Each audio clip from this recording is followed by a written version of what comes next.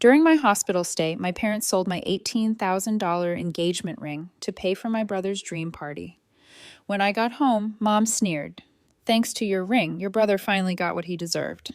I laughed, and she demanded, "What's so funny?" Her grin disappeared when she found out the ring they sold was. The discharge nurse asked who was picking me up. I said, "My parents." That was still true at the time. An hour later, when I got dressed and walked into the waiting area, my phone buzzed. "Just take an Uber. You'll be fine." That was it. No punctuation, no apology, just a digital shrug. So, that's how I went home. Slumped in the back of an Uber, still wearing a hospital bracelet, while the driver told me about his fantasy football league. I nodded at the right moments. My head throbbed, my chest ached, and all I could think was 5 days in a hospital bed, and they couldn't give me one ride home. My fiancé, Mark, wasn't there either. He'd wanted to cancel his work trip, but I told him not to. It was important.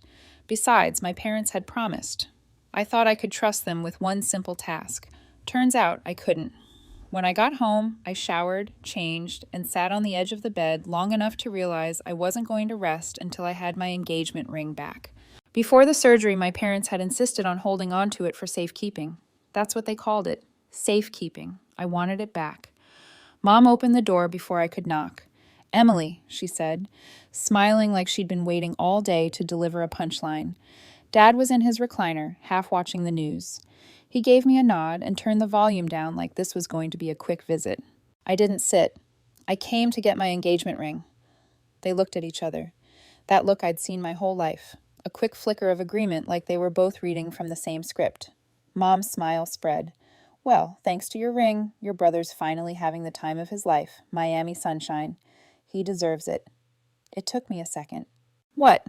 Dad leaned forward, elbows on his knees. "We sold it. Don't look so shocked. You'll be married soon. You'll have another ring."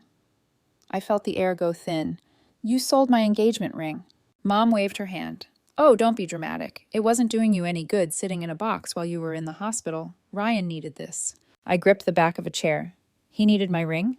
"He needed a chance," she said firmly. "He's been working so hard.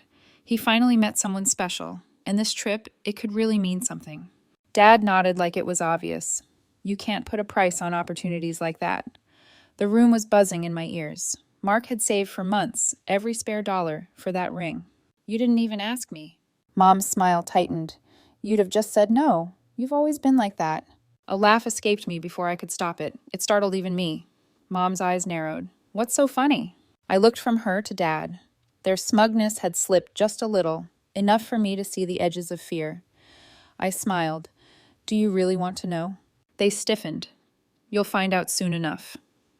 Their faces dropped. They called me a liar, but I could see it in their eyes. They weren't sure. I didn't explain. I didn't need to. I walked out, leaving the silence behind me like smoke. I didn't drive straight home after leaving my parents' house. I just sat in the car at the end of their street, hands on the wheel, headlights off, trying to remember how to breathe. My heart wasn't racing anymore. It was worse. It was steady, flat, the kind of steady that means something snapped, and you don't know what the new shape is yet. I told myself it was just one more betrayal. Nothing new, just another notch on a very long list. But it didn't feel like just anything. It felt like every birthday, every holiday, every car ride home where Ryan was praised and I was ignored had suddenly lined up in a row, pointed right at me like knives. You know that moment after someone hits you with something unforgivable and you can't even cry because your body hasn't caught up yet? That's where I was. And I thought, this didn't start today. This started years ago. Ryan was always the golden boy, 2 years older, which in our house might as well have been 10. He got the parties, the shiny new things, the encouragement. I got the speeches about being grateful for what you have. When he turned 10, he got a brand new bike with blue racing stripes. When I turned 10, I got a hand-me-down pink one with a bent handlebar. Mom said it built character. When Ryan wanted baseball lessons, they found the money. When I wanted art classes, I got laughed at. Don't be silly. Birthdays, his were events. Friends, decorations, cake bigger than the table. Mine were sheet cake at home with the family. Maybe one friend if she could get a ride. Every time I noticed the difference, every time I dared point it out, I got the same line. "You're imagining things. Don't be dramatic." So, I stopped pointing it out. I stopped asking. Somewhere along the way, I stopped expecting. The thing about growing up like that is you half believe it. You learn to think maybe I don't deserve nice things. Maybe I should be grateful for scraps. Even later, when I moved out, built a life, got a good job, I carried that quiet doubt with me like a shadow. And then I met Mark. Mark is not rich. He's not the guy with the corner office and a watch that costs more than rent. He's middle class, steady, hardworking. He's the kind of man who double-checks receipts and makes sure his tires are rotated on time. But he is also the first man who ever made me feel like I wasn't too much and not enough at the same time. He listens. He shows up. He makes space for me. And when he proposed with that ring, God, I almost couldn't take it. My first instinct wasn't joy. It was guilt. "This looks expensive," I whispered. "You shouldn't have." He took my hand, slid it onto my finger. "You deserve it," he said. "You deserve the best." That's when I realized how starved I'd been for those words. Not because of the ring itself, but because of what it meant. Someone believed I was worthy. The ring wasn't just a diamond, it was proof that the story my parents wrote about me, the one where I was second best, wasn't true. And now, with the wedding 2 months away, that ring meant more than ever. Which is why, when my parents insisted on keeping it safe while I went into the hospital, every alarm bell in my body went off. It happened so casually. I just told them about the surgery. I was nervous, still trying to wrap my head around it, and Mom immediately said, "What about your engagement ring? You can't wear that in the hospital. It could get lost. Let us hold on to it." Dad nodded. "We'll keep it safe." Safe. That word again. I should have said no. But here's the thing. In my family, refusing them is an invitation to war. They don't let it drop. They don't respect boundaries. And honestly, I wanted to know. I wanted to see if they'd cross the line I was pretty sure they'd cross. So I smiled and agreed. What they didn't know is that before I handed anything over, I'd already taken the real ring and hidden it at home in a place no one would ever think to look. What I gave them was a replica. I kept that secret to myself. I didn't tell Mark. I didn't tell a friend. No one. Because the truth is, I didn't just want to protect the ring. I wanted to protect the proof. Proof of what I'd always suspected. That if they were given the chance, my parents would choose Ryan over me every time. Even if it meant selling off the one thing in my life that symbolized love and commitment. So, when they sat there tonight, smug, bragging about how Ryan was having the time of his life in Miami, thanks to my engagement ring, I laughed. I laughed because they thought they'd won, and I laughed because I knew something they didn't. The real ring never left my side. I wish I could say that gave me peace, that knowing I outsmarted them erased the sting of their betrayal. But it didn't. The sting was still there, sharp and burning. Because even though I had the ring, I still didn't have what most people take for granted. Parents who put their daughter first. Parents who didn't see me as collateral damage in their mission to make Ryan's life easier. But at least this time, I wasn't powerless. At least this time, the damage wasn't mine. And they had no idea what kind of mess they'd just walked themselves into. I wish I could tell you my parents just sat in their smug little living room forever, clinking glasses over how clever they were, but that would have been too easy. No, the first crack came a few hours after I left their house. My phone lit up around midnight, buzzing across the nightstand like it was trying to crawl away. 5 missed calls from Mom, 2 from Dad, 1 from a number I didn't recognize but knew was them anyway. I let it ring. I wasn't in the mood to hear another lecture about how dramatic I was. By the 10th call, I gave in. Curiosity is a terrible thing. "Emily!" Mom's voice came through sharp, like she'd been pacing for hours. "What did you do?" I sat up in bed. "Good evening to you, too." "Don't play games," she snapped. "They said the ring is fake." So the appraisal had landed. Dad's voice thundered in the background. "Is Mark's ring fake? Did he trick you?" I pinched the bridge of my nose. "No, the real ring is fine." "Then what is this?" Mom demanded. "What did you give us? How could you humiliate us like this?" Humiliate them? That choice of word almost made me laugh. "I gave you exactly what I meant to give you," I said. Calm, even, deadly polite. "You chose to sell something that didn't belong to you." "You tricked us," she cried. "That's rich," I muttered. "This isn't funny," Dad barked. "Do you have any idea what you've done?" I couldn't help it. "Oh, I have a very good idea. Do you?" Silence. The kind that says, yes, they do. Here's the thing about my parents. They are masters at rewriting history. Every family story is told in their favor. Every fight becomes someone else's fault. So, of course, they lunged straight for the blame game. You set us up, Mom said, her voice trembling now. Why would you do this to your own family? I let out a dry laugh. Set you up? You begged me to hand it over. You didn't borrow it. You took it. You sold it. That's theft. Family doesn't get you off the hook for that.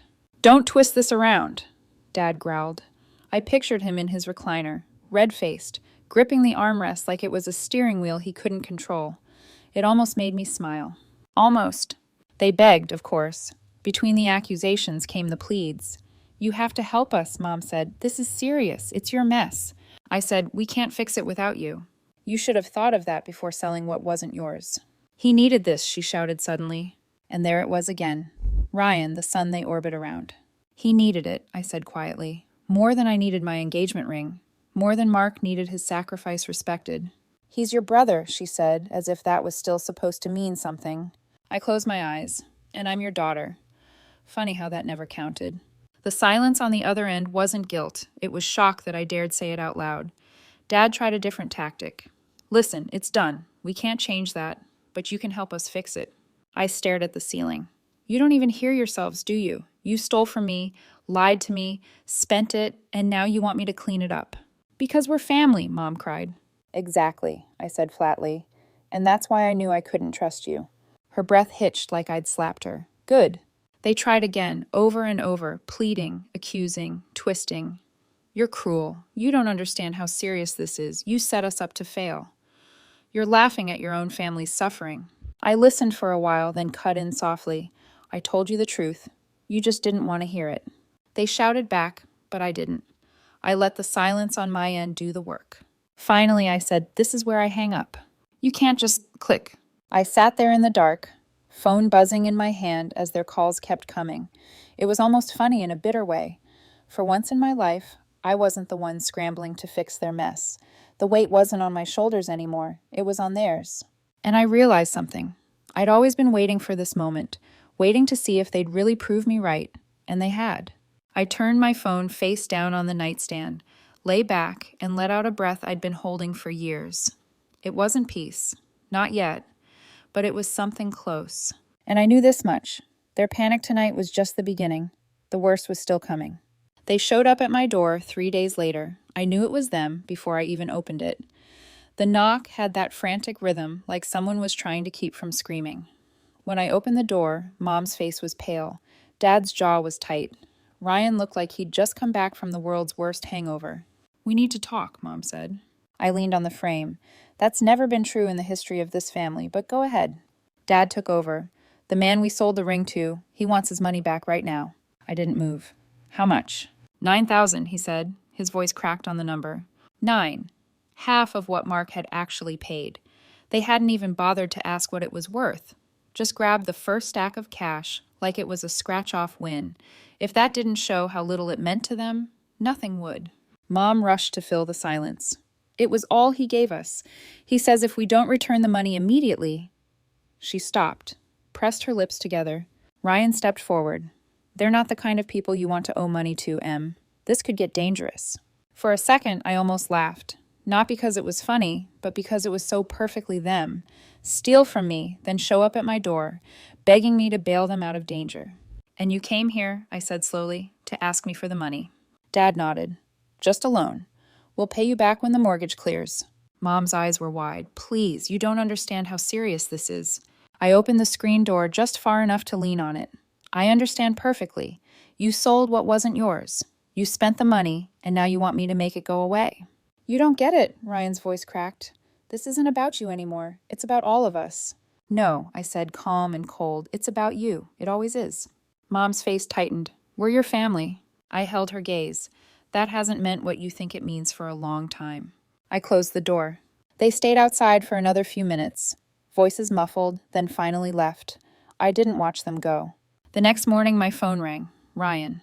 I almost didn't answer, but curiosity got the better of me. He didn't waste time. Because of you, they had to max out every credit card. They even took payday loans to cover the $9,000. Their credit is wrecked. They can't remortgage now. They might lose the house. I took a sip of coffee. That sounds rough. Rough? His voice cracked. You ruined their lives. I laughed once, sharp. I ruined their lives? You blew $9,000 on a weekend in Miami. Tell me again who ruined what.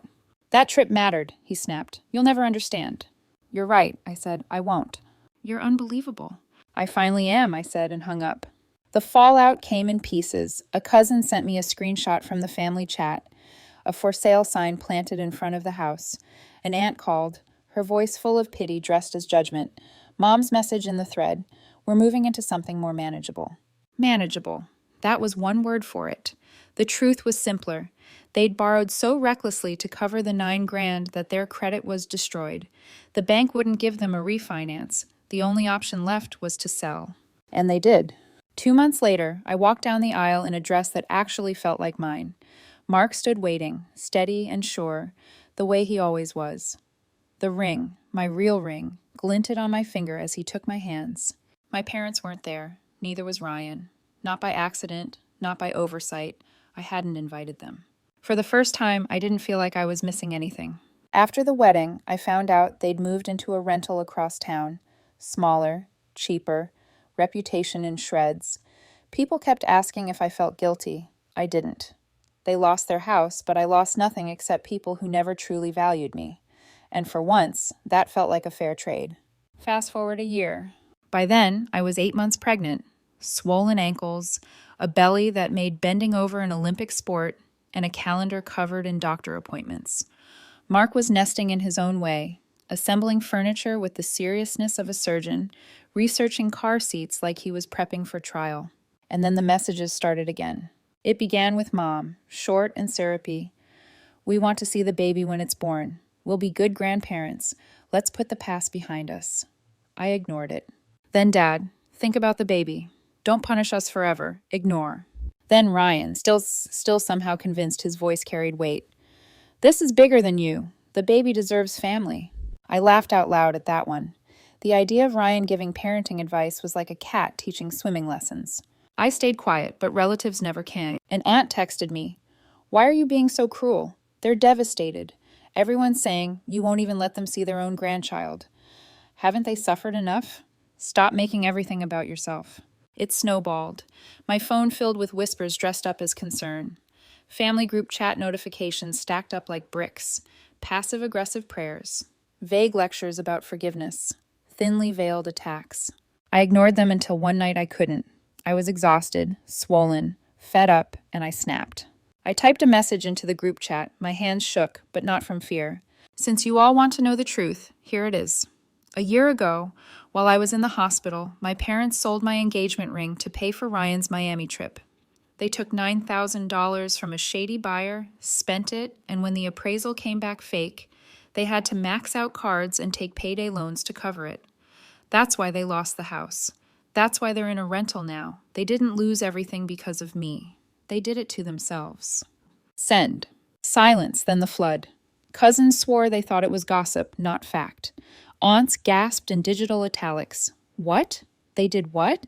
Screenshots flew. Emojis stacked. One cousin wrote, "I can't believe they blamed you when they stole from you." Another explains a lot, always knew Ryan was spoiled rotten.